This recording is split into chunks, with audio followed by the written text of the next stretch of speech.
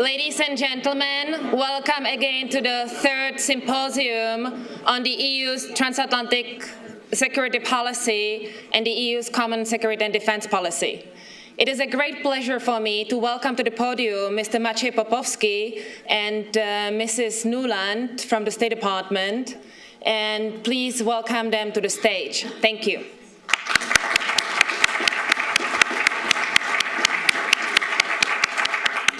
Mr. Popowski and Mrs. Nuland will have a discussion on the panel which is titled Strengthening the European Union and United States Dialogue on Security and Defense, especially in the light of events in and around Ukraine.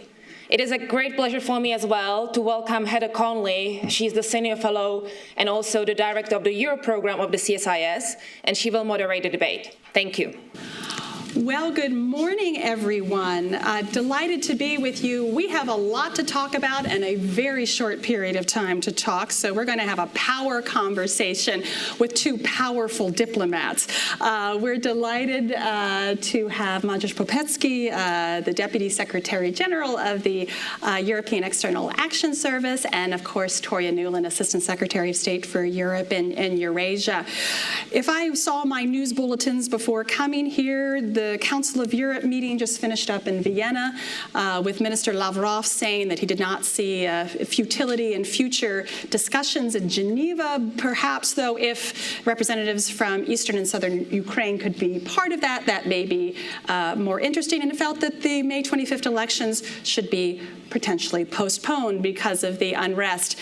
Meanwhile, we have obviously concern growing as we head towards Friday and May 9th celebrations and potential unrest. So we have an enormous amount to talk about.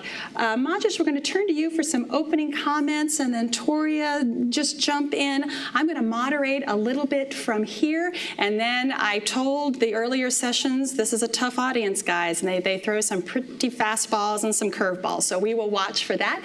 Again, welcome, and Maciej, thank you, please. Well, thank you very much, and I apologize for the overdose of myself because I spoke on the previous panel. Can't get enough. Can't get enough. If I may start on a personal note, everything relates to Ukraine nowadays. On a personal note, the first real soldiers that I saw was the Polish army coming back from Czechoslovakia. And I was 4 years old. I still remember the parade. They were very proud of themselves, obviously, and I didn't understand the context. But they were sent there according to the so-called Brezhnev doctrine, with brotherly help. And now President Putin seems to apply this doctrine of limited sovereignty again, albeit a bit adopted. I mean, so he's not defending socialism anymore. He's defending something they call the Ruski Mir, which is the Russian world. And he's also applying another military doctrine, which goes back a long time, which is called Yevgeny Messner doctrine.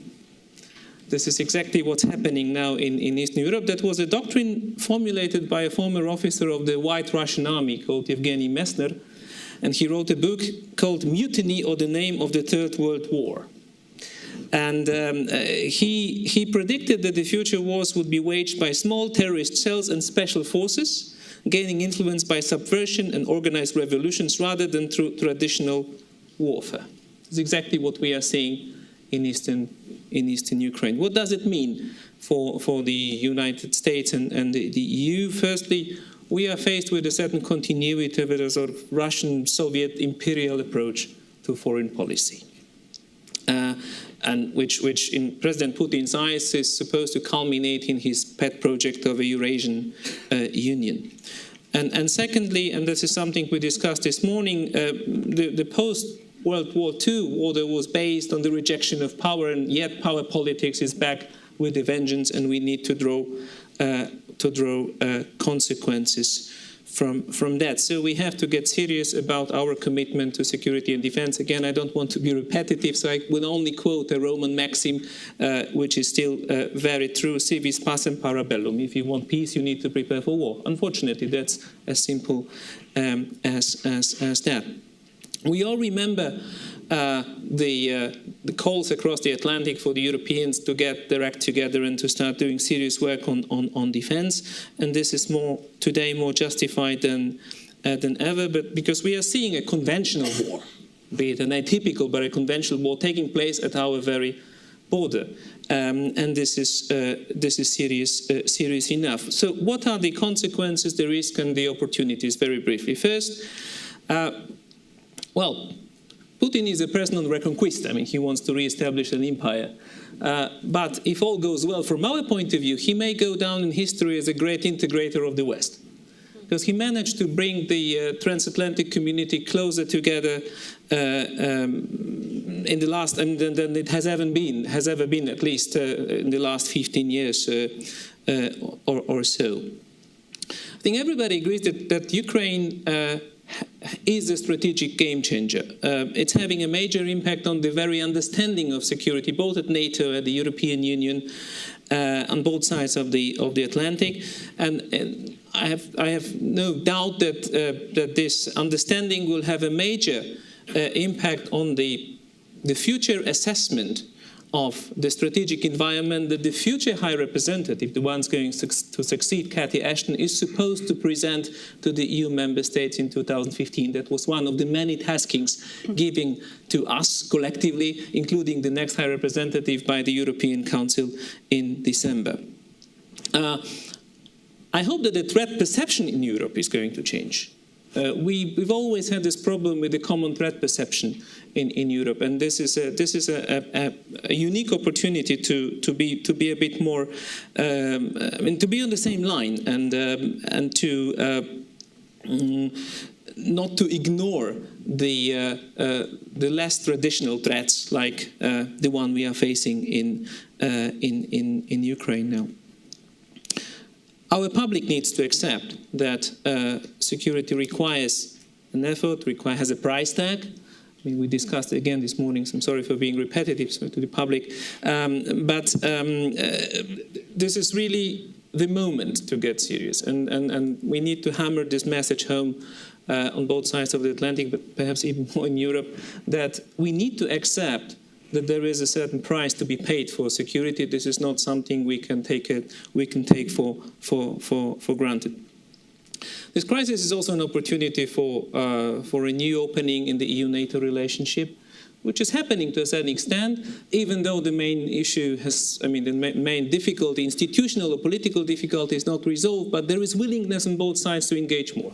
And we have seen many examples of that, and hopefully there is more to come. And it should also produce more complementarity of efforts and complementarity of action between the European Union and NATO. And finally, the Ukraine crisis puts the whole process of implementing the EU's the decision taken by our leaders on security and defense in a different perspective. Back in December, the crisis was just starting. Now, the sense of urgency is acknowledged by everyone. The pressure is growing, and I hope it will help us make progress on the European agenda, including on the development of European capabilities. And that's exactly the message we should bring with us. Our leaders should bring with us to the NATO summit in Wales in September. Maciej, thank you. Toria. Thanks, Heather. It's wonderful to be here in this spectacular space with so many old friends. Why don't I pick up where Maciej left off? As my grandmother used to say, from your mouth to God's ears, on this question of Putin being the great integrator of the West, because this is truly a moment that calls for our unity, it calls for our joint action. The most interesting part of these sessions is the conversation, so I will just quickly speed through our 4 priorities as we work on Ukraine and what it says to us about our transatlantic, our US-EU priorities going forward. None of this will be new to you, but just to kick off the conversation. On Ukraine, obviously, and very much together with the EU, as some of you know, Cathy Ashton and Secretary Kerry are sitting down in about an hour to talk through these things again, as they have regularly. since this crisis started. First of all, our support for Ukraine, for her choice, for her ability to have free, fair elections, for prosperity through the IMF, through a turning back of the corrupt practices of the past. All of those things we're working on together. So support for Ukraine. Number two, making Russia's behavior cost for Putin. That takes you to the sanctions that we've already imposed, but also our commitment that if Russia destabilizes the elections going forward, if their forces come over the border, then there will be more sanctions together, and that we will move on, as the President and Chancellor Merkel agreed last Friday, to deep and impactful sectoral sanctions, because that is absolutely necessary and is our strongest tool, and it's already having an impact on the Russian economy, as you know. Third, keeping the door open for diplomacy. Even as we raise the costs for Russia, we have to continue to provide an off-ramp if forces around Putin or Putin himself decide that where they are is not worth it. And that speaks to the 4 bilateral and multilateral rounds of negotiation that my boss has had, both with Lavrov separately, but the Geneva discussions among Ukraine, Russia, Cathy Ashton, and John Kerry, which, as you know, resulted in an agreement that the Ukrainians implemented deeply and that Russia did not implement at all. But we will keep that door open, and I can talk a little bit more about what we're thinking about now in an OSCE-led process, if that's of help. And then, of course, the last piece, which is NATO reassurance, reassuring our allies. And here I want to shout out to our NATO commanders for the spectacular job they've done shaping a reassurance mission, and to allies who have manifested on land, at sea, and in the air that NATO territory is inviolable. As we look at this, those are obviously tactical objectives. They have a strategic aspect, but on the broader question of what does a more imperial and less cooperative, less Western, less interested in integration Putin mean for us, President Obama believes that it means that we have to accelerate work that had already been very much underway across the transatlantic space, but obviously becomes that much more urgent. And this comes forward on 3 essential levels, which you heard him talk about during his speech at the Beaux-Arts in Brussels about a month ago. First and foremost, strengthening the undergirdings of our unity, our prosperity, through continued efforts at restoring economic growth, jobs. That speaks to the work that the Eurozone is doing on banking union and all of these other things to undergird the euro, but it also speaks to the Transatlantic Trade and Investment Partnership and the opportunity that offers us to really take our prosperity to the next level, not only as a matter of strength and jobs for our own people, but as a matter of strengthening our leadership voice in the international community in support of open commerce, open free way of life, et cetera. So the economic piece and doing through TTIP what we've done through NATO on the economic side in terms of our unity and our common effort. Second, energy security.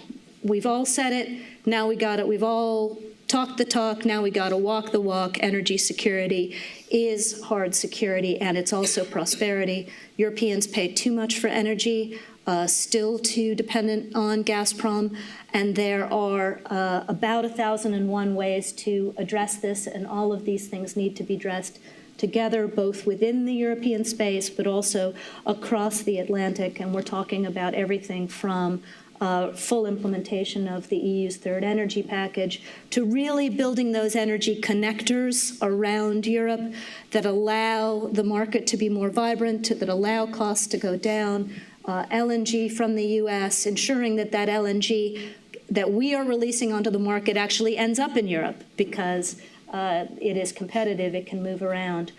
So all of those things together. And then the last piece is obviously the hard security defense piece. Defense budgets have been declining year on year for at least a decade. The numbers are really worrying now. We've done a very good job as allies using, sticky tape and bobby pins and staples to hold this thing together, and to do more with same or even more with declining budgets as we work together in Afghanistan, as we did in Libya, and we try to be expeditionary. But now we really have to walk and chew gum at the same time. We have to ensure that Article 5 means what it says, even as we maintain our ability to export security outside of our space, and that means we've got to reverse the slide in defense spending, and we've got to do that by whales. So we are really walking around now to talk to every single ally about what they can do to really make that commitment, whether it's in budgeting, whether it's in acquisition, whether it's in deployment, to have the resources to do what we need to do. So all of these things are obviously tied together, strengthening our economic underpinnings, energy, and defense. So let me pause there. Toria, thanks, and Maciej, thank you. Great way to kick off a discussion. I thought I'd just ask a couple of questions and then turn this over to our audience. And we have 2 microphones. When I turn this over, you can queue up, and if you could please identify yourself and your affiliation, that would be terrific. I'm struck and sort of looking at the long term. I think we have all been, and certainly government officials have been so focused on the crisis. This has been nonstop really since November. And I'm concerned that we need to now put some of our energy into this long-term policy. There's not going to be a post-Ukraine crisis. I think we're going to be in an extended period of crisis. And I'm wondering, here we have the EU that had a strategic partnership with Russia. That clearly has come to an end. We had a reset policy. That has come to an end. How are we transatlantically, US, EU, talking about a long-term Russia policy itself? Obviously, Ukraine is our focus, stabilizing Ukraine and getting to those May 25th elections. Have there been any transatlantic conversations between the High Representative, between Secretary Kerry, to start putting this in place, the long-term policy? And I'll ask you both. Well, we're still talking to the Russians on a number of other issues. I mean, there is no boycott. We're keeping lines of communication open, whether it's Iran, Syria, certain disarmament issues, although the Ukraine crisis is having an impact on the disarmament process in general, not least because of Russia's violating the Budapest Memorandum of 1994, which was linked to the surrender of nuclear weapons by Ukraine. So it is ongoing, and we still treat Russia as a very important partner, challenging, difficult, and we had to readjust. So there is no business as usual. This is obvious. That was already a message from the EU leaders to Mr. Putin when they last met in February for the summit. But in the mid to long term, of course, we want to engage.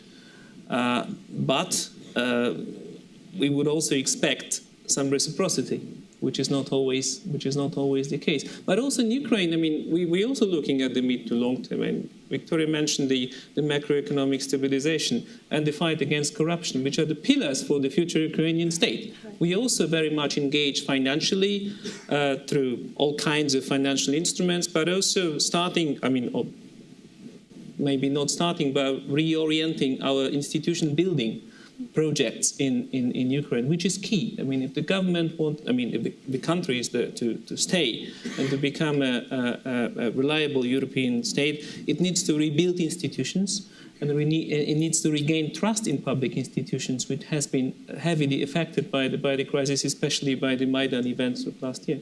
So, Toria, thoughts on a longer-term policy approach to Russia? Well, I would say for most of my adult life working with Russia, we've used the same mantra, but this time it really applies, which is that Russia has a choice. And I think that needs to be the remaining guiding principle, whether we're talking about its actions in Ukraine and whether those are going to bring a more integrated approach to Ukraine's future or more sanctions. That's Russia's choice. But also to how we can deal with Russia going forward, with Putin's Russia, and it's going to depend on his choices. We, as Maciej says, we have a lot of global business to do together. We don't do that as a favor to Russia. We do it because it's in our interest and because it's in their interest. They don't have an interest in a nuclear Iran any more than we do. So I think those things show every sign of continuing. But in terms of our bilateral investment in Russia, that has been premised always, at least since the Russian state was reborn from the Soviet Union in 1991, on an expectation that Russia wanted to integrate more deeply into the Euro-Atlantic community, that it wanted to live by the rules of the Euro-Atlantic community. So it becomes very difficult when they decide that they ought to bite off a piece of a country by force. That's, there's no rules that allow for that. So obviously there's been a cost in the economic work that we can do, the defense work that we can do. Both the EU and the US have virtually frozen bilateral economic cooperation or defense relationships. We are not visiting Moscow at a high level. We are discouraging the private sector from doing so. That's not where we want to be. Where we wanted to be was, in fact, a proposal that I took to Moscow in December before this got as hot as it is, that Cathy Ashton also took to Moscow, that as we, as a transatlantic US-EU community, developed the TTIP and flattened barriers to trade, that we, and on one side of Russia, and as we, the US, worked with Asia on the other side on the TPP and did the same thing, that we could maybe integrate Russia into a more common market approach where we are reducing barriers, where all boats are rising, this kind of thing. And we were beginning to get quite a lot of interest and good conversation from particularly those who are the sort of titans of the Russian economy, either on the state side or on the private side. But that's not possible when the wealth of the state is being used to abuse a neighbor. So we'd love to get back to that place. There's an enormous amount of potential. And unfortunately, the people who are being hurt most, whether they realize it or not, are the Russian people who are being taken back to a dark age economically. And those links are going to be cut the longer this goes on, that we can't get back to trying to knit the knitting back together. Thank you. Just a comment, as we're watching, I'm watching very closely the European Parliament elections, which also will coincide in some ways with the Ukrainian elections. A question to both of you, from your perspectives, are you concerned about Russian influence in Europe, whether that's media, whether that's financial issues? In some ways, this is going to challenge that European unity. Different member states have different relationships and different economic ties. I just welcome, obviously, not just from your perspective, from the EU's perspective. And Toria, are we concerned about the media and propaganda? I'm hearing lots of far-right groups that seem to think Mr. Putin is doing an okay job. So I just welcome your reflections on that.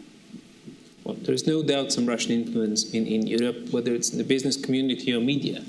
But I wouldn't over-dramatize that. The fact that the Russian propaganda is having an influence on the far right groups, it may be very visible. But I think that their impact on the European election, it will be bigger than it was 5 years ago, but not dramatic. And usually these groups, parties, when they get elected, they disintegrate in the European Parliament. They don't form a unit. I mean, they don't form a political group that would have an influence in the House. And they are anti-systemic anyway, so they don't want to do that. So I don't think it should be exaggerated. I mean, the fear should be exaggerated. Well, the European unity has always been a challenge. It's not a unique situation, and we are a union of 28 member states with different economic interests, and we always have to work very hard to agree on a common line. This is a very dramatic situation, but not unique. When you look back at the history of the European integration, it's not unique.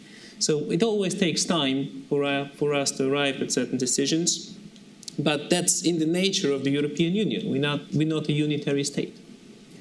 Toria, from the U.S. perspective. Yeah, I guess as we look at the rise of right-wing parties and anti-Brussels parties, we're concerned more about the economic underpinnings for that this reflects the high levels of unemployment, et cetera, which takes us back to TTIP and strengthening the Eurozone and those kinds of things, and providing young Europeans with real opportunities and growth within Europe. But we are worried about a different aspect of the Russian model infecting EU space, let's put it that way, and the Balkans, frankly.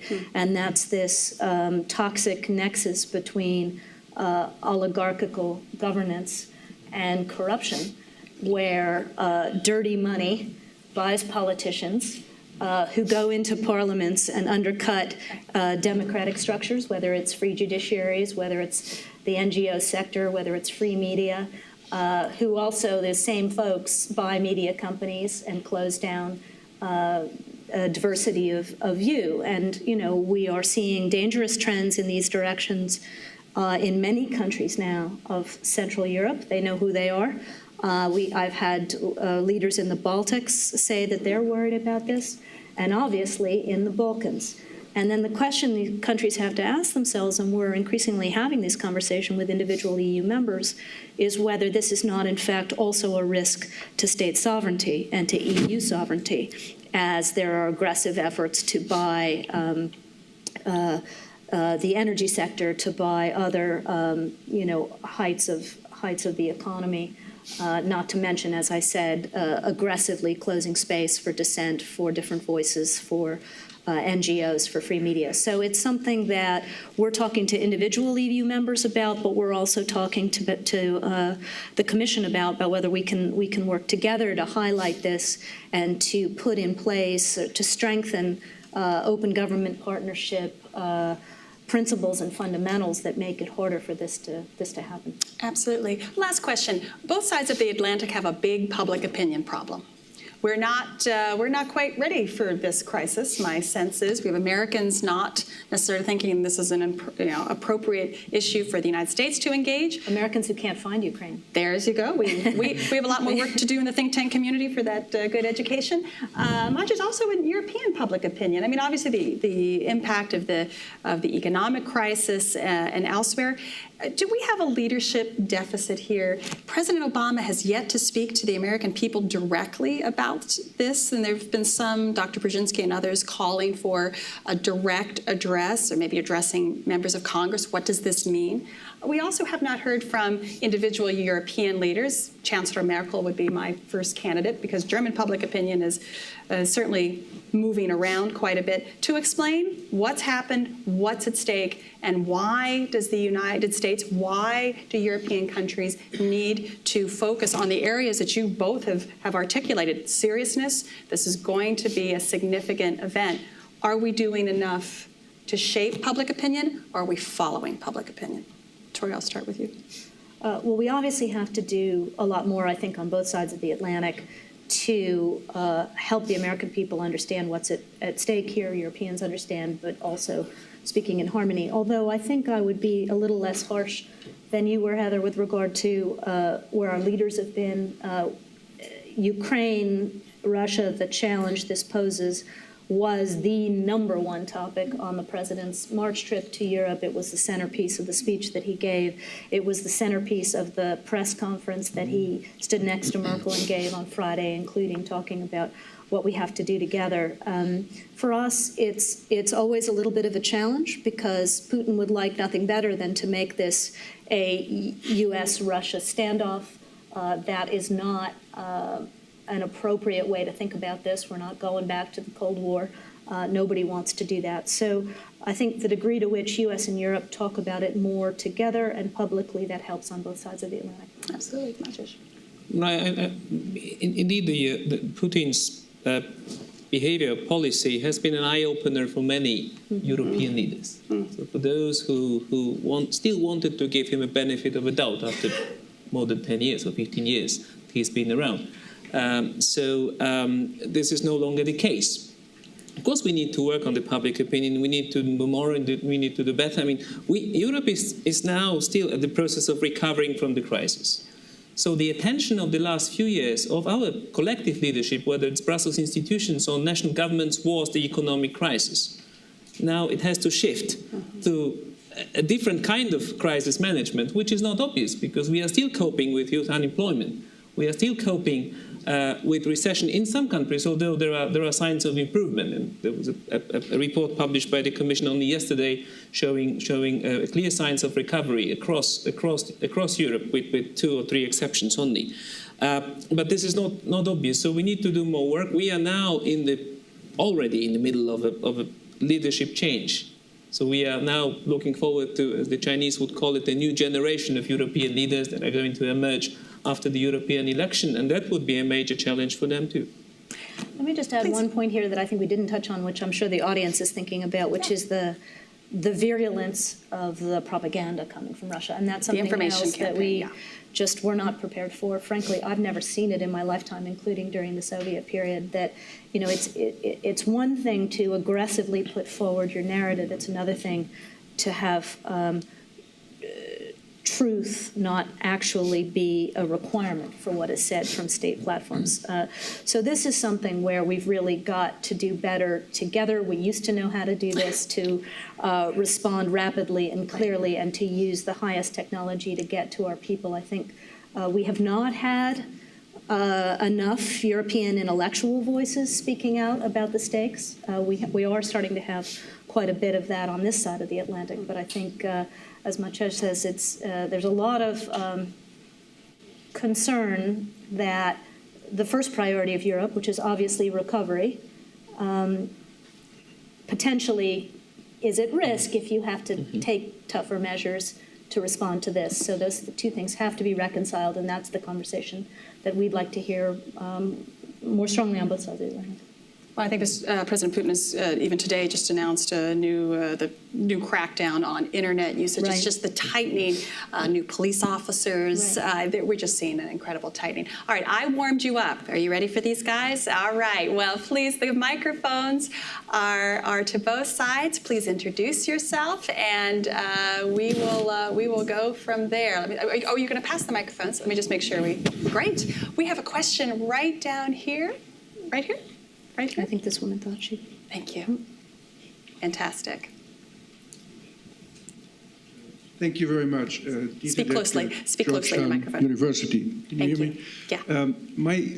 Well, first of all, thank you very much. These are good points to make about the Ukrainian crisis.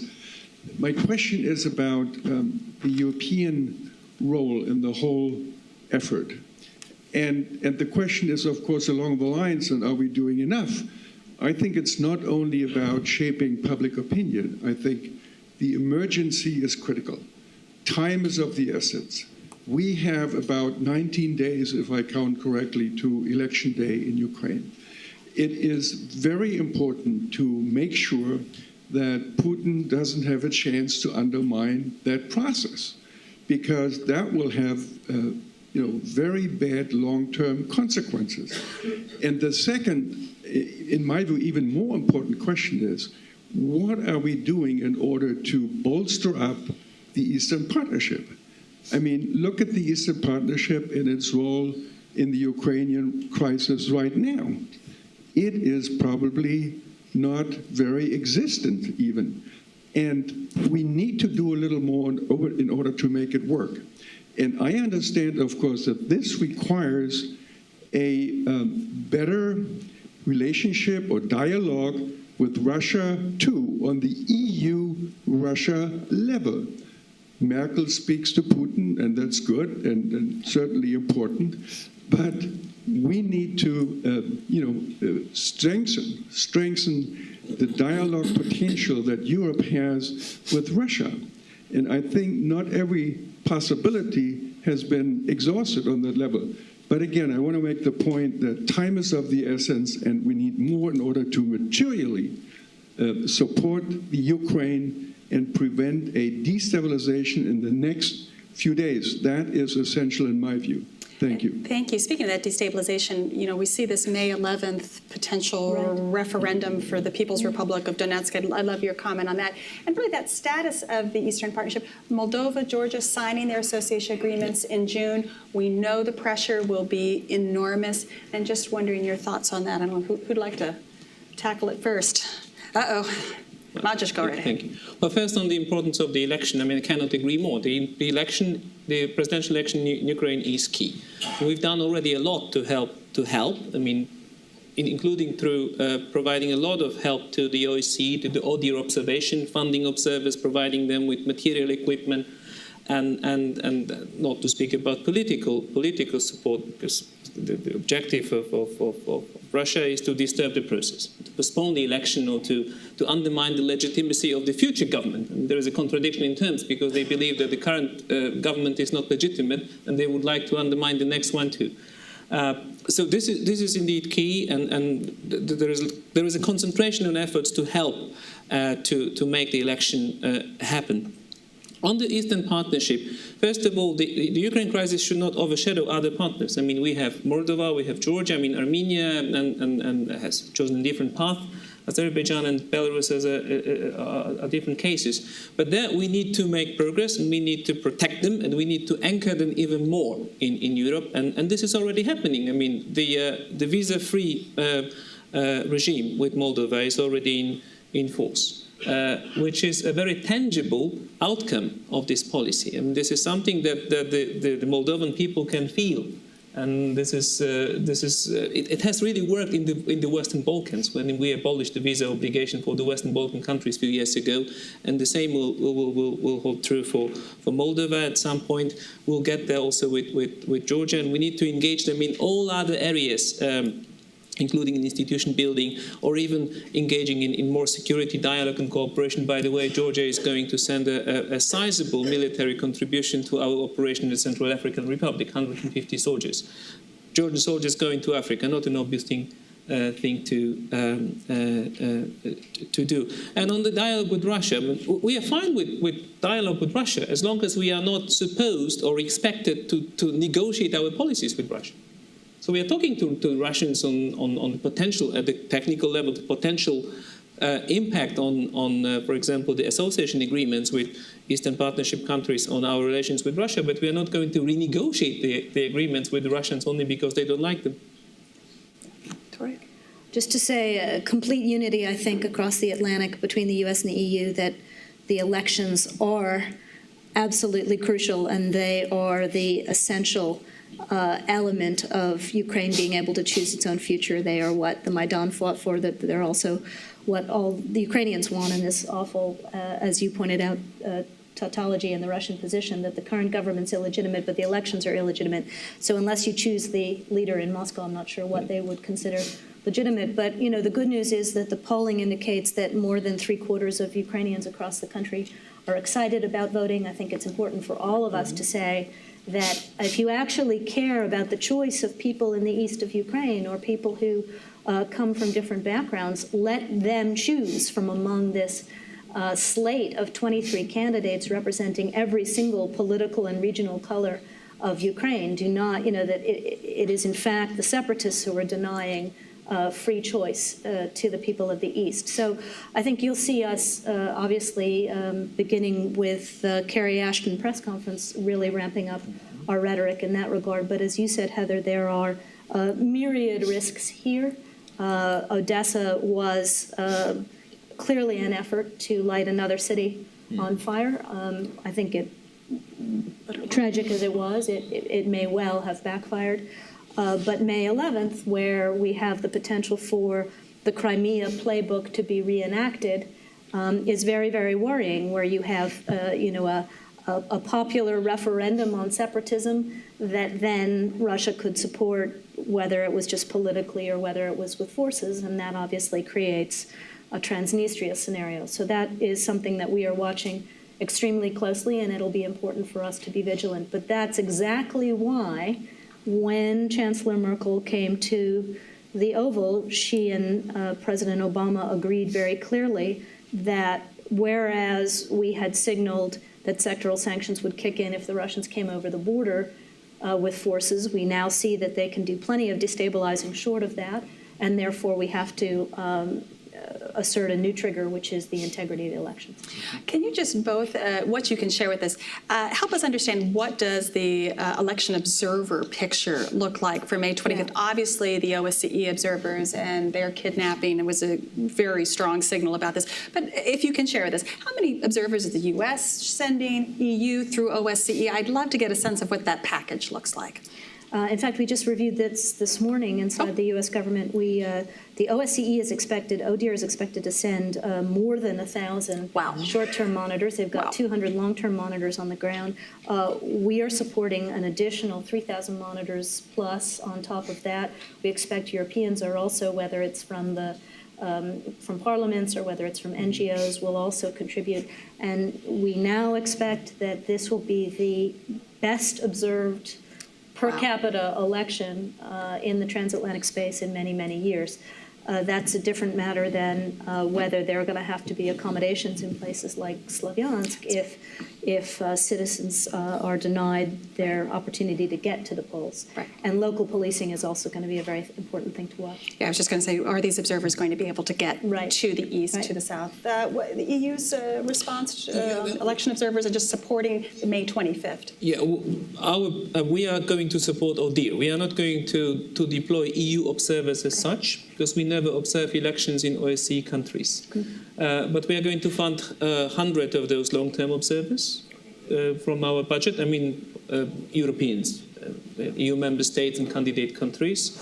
And we are going to offer all kinds of material and technical assistance to the OSCE. There will be European parliamentarians going to Ukraine on the election day for sure. So there is a concerted effort.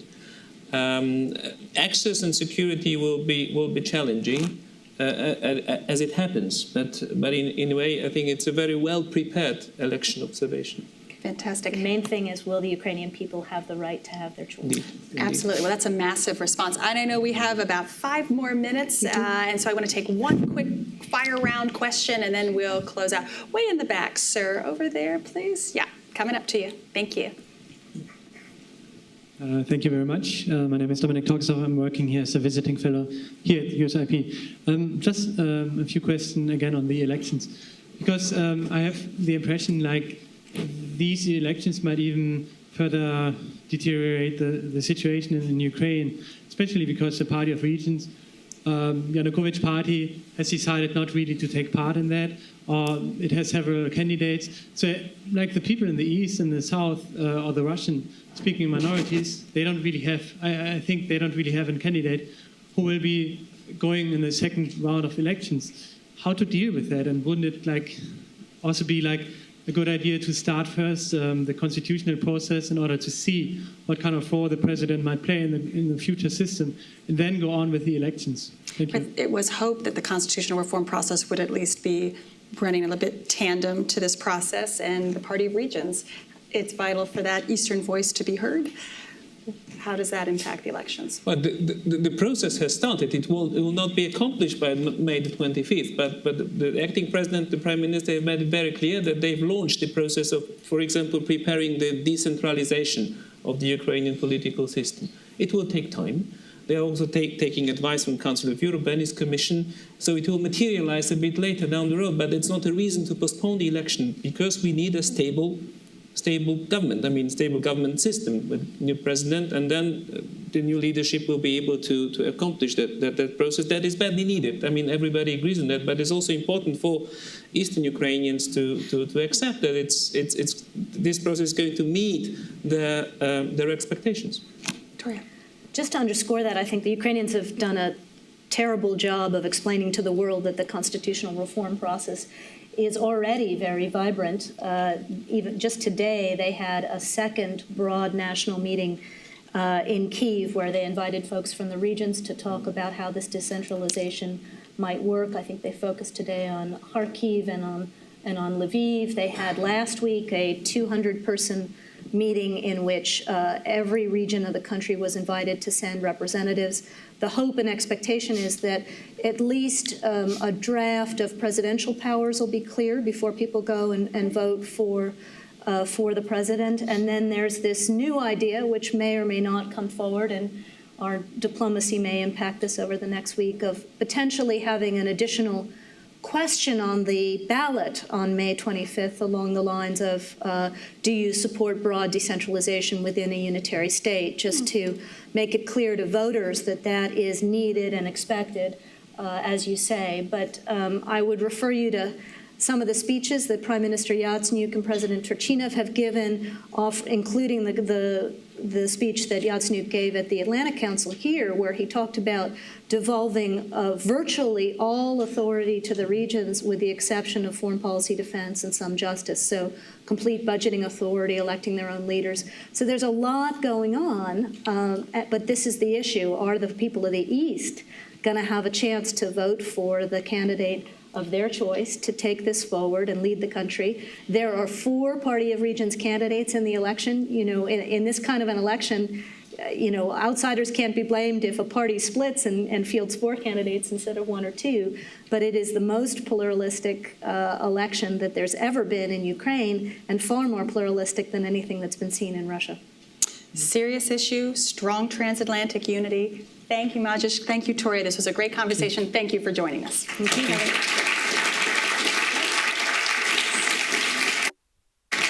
Thank you. And I'm very happy that this panel is followed up by the opening remarks before our lunch by Senator Murphy. So I would like to invite you to please join us in the atrium and please have a seat before we start having the lunch. Thank you.